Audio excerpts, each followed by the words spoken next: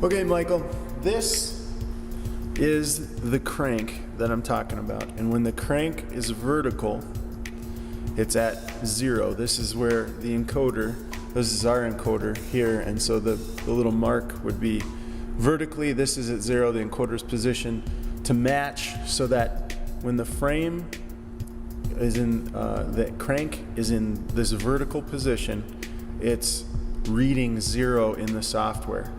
Both the PLC and the software need to read 0 when it's in this position. So if I rotate back,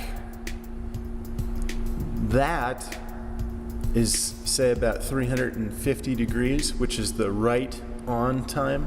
So the right cylinder, we're on the right pedal lever, is going to fire from this position all the way down to 60 degrees, about there, and then it will turn off. And then the left will turn on at 170 degrees, which is about here.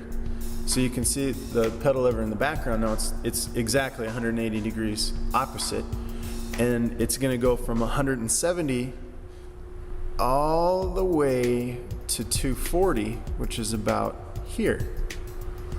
And then the right, then it releases, and the right spins through. Now it's just free flowing until it gets to 350 degrees again, and now it's going to fire. The right side's going to fire and go boom and push all the way to 60, which is about here.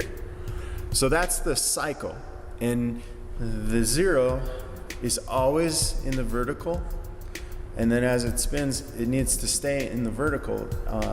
The timing is dependent on that 0 position. So the crank is vertical, 0. The encoder needs to be adjusted so that it physically reads 0 when it's in this position.